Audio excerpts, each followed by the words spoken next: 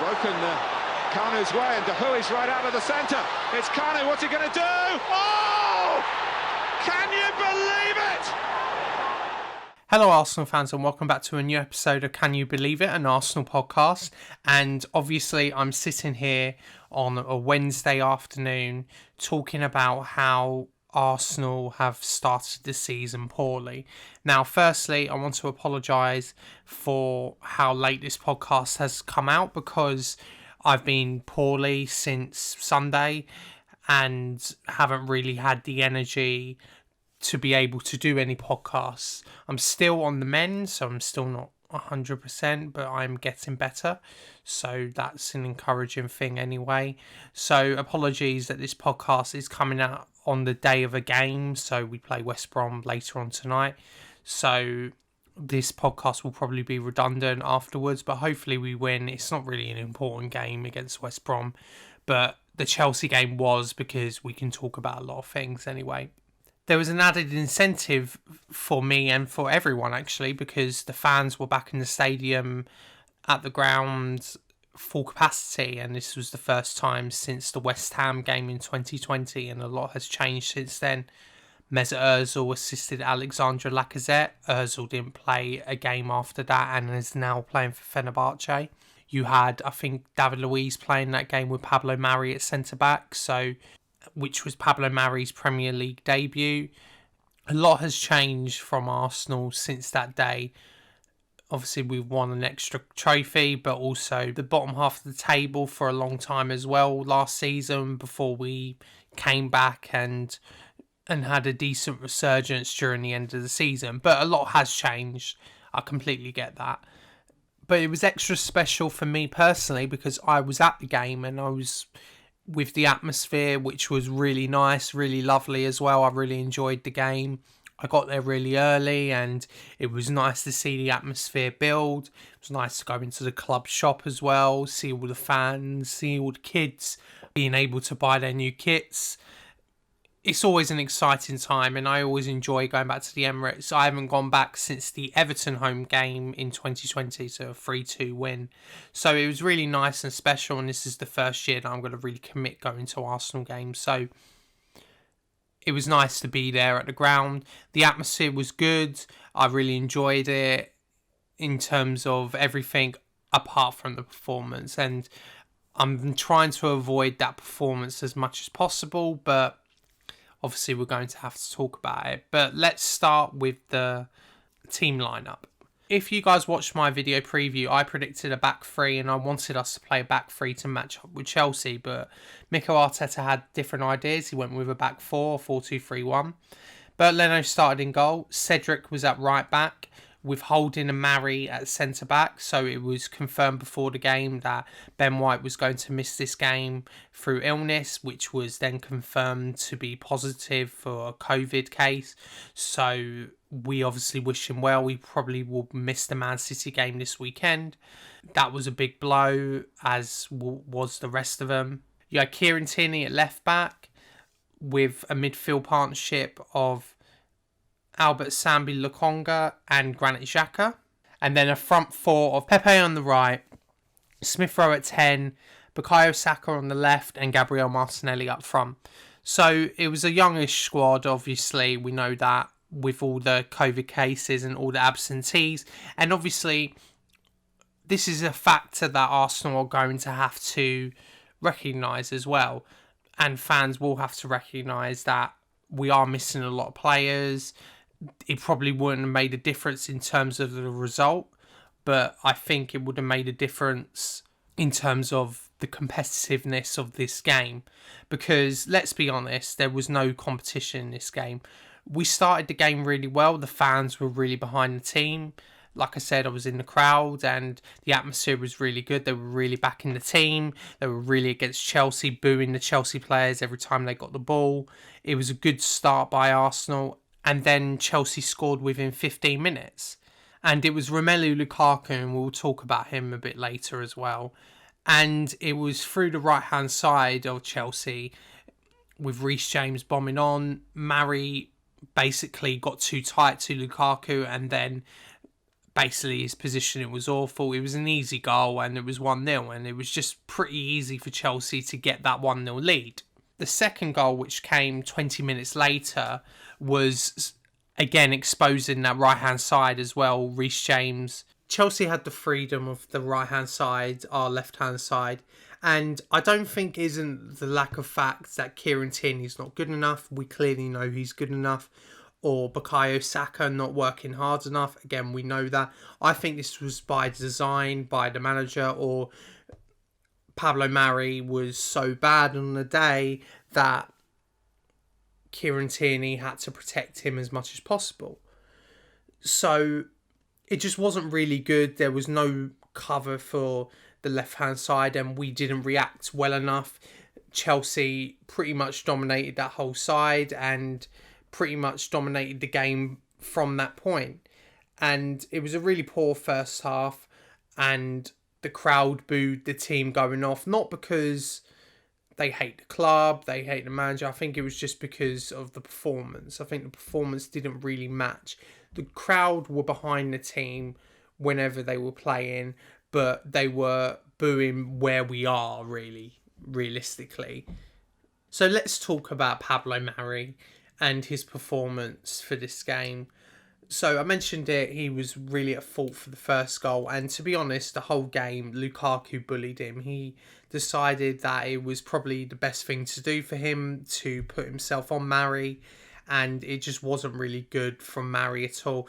Mari, every single time Lukaku got the ball, he was touch tight with him. Now, that's fine if you're a physically imposing defender, but also you have to mix it up a bit. You can't go touch tight every single time and then not be able to run back as well, because Pablo Mari's no quick defender. He's quite a slouch, so it just wasn't really smart defending from him. It just wasn't, and I just don't understand why he kept doing it, and there was no variation in his game really from Pablo Mari. It just wasn't really good enough from him. And then obviously the right wing issue, which we talked about with Reece James, who had the freedom of North London on that right hand side, it just wasn't really good enough. We came out in the second half and we started the second half well. The team were behind there. The fans were behind the team again. We were pressing quite well, which was quite nice to see. But again, it just wasn't really good. We weren't really creating anything. Chelsea could have had more as well. I mean, Lukaku had that really good header, which was an exceptional save by Bernd Leno. I still don't know how he saved it. We obviously could have had a penalty as well. I mean, I thought Paul Tierney on the day, the referee, I thought he was quite bad on the day. Arsenal were bad and didn't really deserve anything from this game, but if he gave that penalty, and I've seen penalties like that given, if he gave that penalty, then at 2-1, you never know. So that was a shame. I thought Paul Tierney, the referee, was really poor on the day. And obviously at full time it finished 2-0 Chelsea, and it just shows the massive golfing class between these London rivals, really. Chelsea brought on N'Golo Kante, Hakim Ziyech and Timo Werner as their three substitutes, whereas Arsenal brought Pierre-Emerick Aubameyang, Nuno Tavares and Florian Balogun. And Florian Balogun was making his first Premier League Arsenal home appearance, whereas Aubameyang was just coming back from COVID and Nuno was obviously making his home debut as well.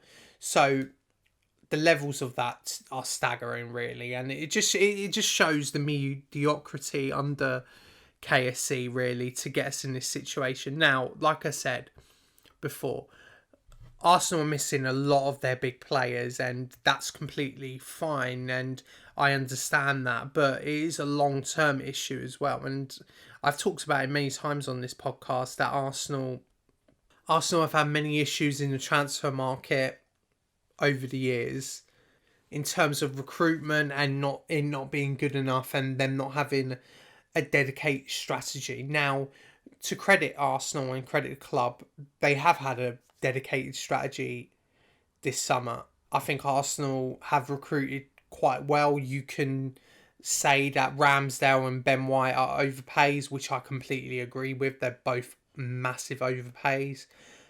You could not rate their talents, but in terms of age profile, is perfect. I'm encouraged by that alone. My only issue with it is, why didn't this come under Arteta in year one? Why did it have to wait until basically his third season? I know it's his second full season, but his third season. Why is it like this now? I just don't understand why Arsenal couldn't just dedicate themselves, because you're bringing in a new coach, a rookie coach. Why are you not allowing yourself to be rebuilding and allowing yourself that buffer from fans? Because I think fans would have been much more understandable if Arteta came out with the quotes he's come out with this week, that it's a long-term process, we have a lot of young players, it's a long-term rebuild. I think a lot of Arsenal fans would have backed that. They really would have backed it. But just because they didn't do that, and they brought in older players like Willian, like Partey, and Partey's been great for us, you obviously need some experience as well as younger players. But because you haven't had that dedicated strategy to bring in younger players, that the buffer Arteta could have had and the understanding in year one is now not there in year three, and now his job is on the line because of this. We are now 2 games into the season with 0 goals and 0 points. It's pretty bad from us, and obviously the Chelsea game was always going to be an uphill battle. I get that. The Brentford game was the disappointing one, and again, obviously the COVID cases made it a bit more difficult. There's a question of if Arsenal should have had the game postponed, and I know they asked, but the Premier League weren't really forthcoming with it. So I think Arsenal can have some reasons to be annoyed with the start, and it's not all their own doing. But I think the performance under Arteta with the Chelsea game was just one we've seen under Arteta a lot. Not a lot of chances being created. No central presence at all. And hopefully that will change with Martin Odegaard. I'm really hoping he plays against West Brom tonight, because I enjoy watching him as a player. There was no central presence at all. I love Emil Smith-Rowe. I thought he played pretty decent in all consideration. I think he done really well, and I think his role, though, is not to be in the centre. He likes to be close to players. I think it was made a really good point on the Arsecast about how Smith-Rowe is sort of like Thomas Rosicky, and Rosicky was never an eye-splitting pass creator, and I think that's what Odegaard is. I think Smith-Rowe is a bit more of a play 1-2 and movement type of creator, and it's good to have that, but you also need the defence splitting pass creator as well. And I really hope that Smith-Rowe and Odegaard can pick up from where they left off, really, because I've really enjoyed watching them together. But it's just the tactics, they're too passive. I feel sorry for the team because they don't create enough. Being a striker in an Arteta system is a really tough gig because you don't get enough chances. If you miss one chance, you're probably going to regret missing that because you're not going to get another one. And it comes back to the point now, well, if Arsenal are going to continue playing like this under Mikel Arteta, then what's the point of keeping him? And I completely get that.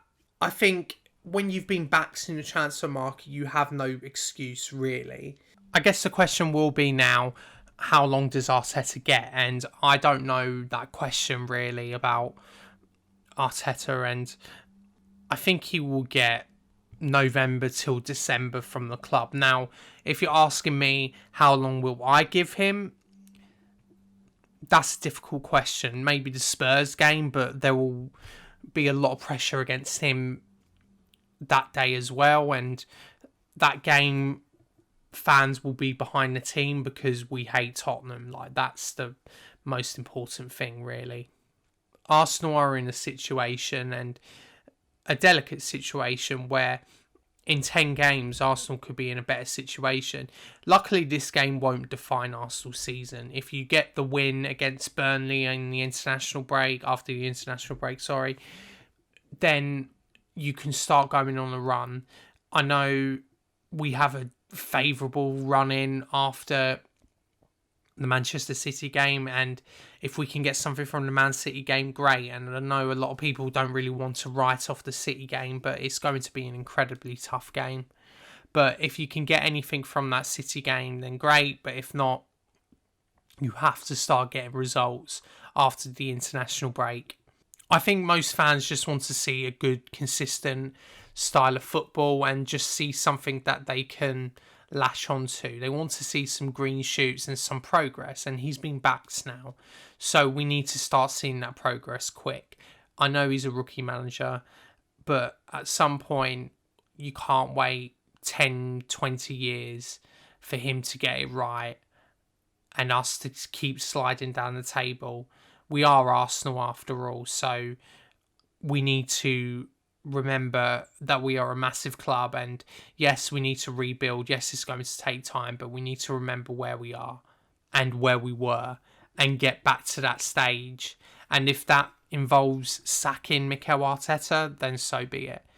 I think the recruitment this summer enables us to make that decision a bit easier, because I don't think Arteta has brought in players that are specific to Mikel Arteta. I think a new coach can come in and have a pretty decent young squad that he can build to his image.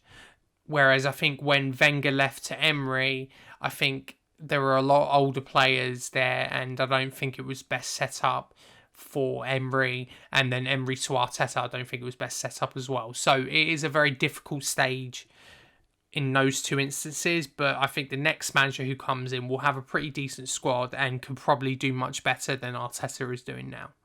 But I just want to quickly mention Sambi Lokonga, who was really the only other positive apart from Emile Smith-Rowe, who tried on Sunday. I really enjoyed his performance. He really looks silky in real life, smooth on the ball. He's got some good dribbling with the ball as well, which I was sort of surprised with.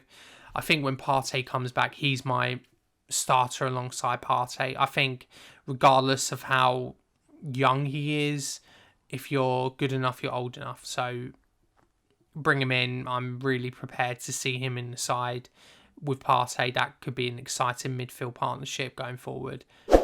Right, so I've only got one question this week, and it's from @AlbertCamus77, and thank you for your question. And if you want to ask me any questions, then I put a tweet out at AFCMet on Twitter, and he asks, what would your minimum expectation of Arteta and Arsenal for this season? Now, I'm not going to be ultra unrealistic at this point. I don't think Arsenal are going to get top four. I think that's locked in. I think it's going to be very difficult to get that. I think top six, getting back into Europe, is the minimum I expect from Arsenal this season. I would not accept seventh. I know we would be in the Europa Conference League, but I don't want to be in that competition. It's back in the Europa League. If we finish seventh or eighth, then it's not good enough from Arteta, really. I also want to see some real progress from Arsenal in terms of, I want to see Arsenal be able to bring in a good play style, one that gets us to play more attacking football and dominate our opponents. I don't think we've done that for a while. I can't remember an Arsenal team that dominates their opponents a lot. So that would be nice. Do I expect it? I'm not really sure, but I think Arsenal can improve with the players that are going to come back, and I think we will see a decent performance tonight, hopefully, against West Brom in the Cup. But it's all about the league this season. There's no excuse. We're only playing once a week. We have no Europe this season, so other teams are going to be much more tired than Arsenal. We just need to hope that we are there and abouts. Hopefully we can do well this season, and hopefully this blip can be forgotten about in a month or so. But the pressure's on already, and it's going to be a tough time for Mikel Arteta. But thanks for your question. And that's the end of the podcast. So it's a bit of a shorter one this week. Apologies again. I'm not feeling the best, but I wanted to get a podcast out for you guys just because the support on the YouTube channel and the podcast has been really, really grateful. Nearly hit 50 subscribers on YouTube, which is really, really lovely. I really appreciate it. So thank you all for listening. So give it a like and a review on Apple Podcasts, on Spotify. I will be back tomorrow or Friday with a match preview for the Manchester City game, which I could be going to, but I don't know yet. Hopefully we see a good performance against Manchester City, but we don't know what's going to happen. And hopefully we'll have a good performance tonight in the Carabao Cup against West Brom. So let's keep our fingers crossed and we can get an actual goal and maybe a win. But until then, come on, you Gunners. Well, it's broken Kanu's way, and De Hui's right out of the centre. It's Kanu, what's he going to do? Oh!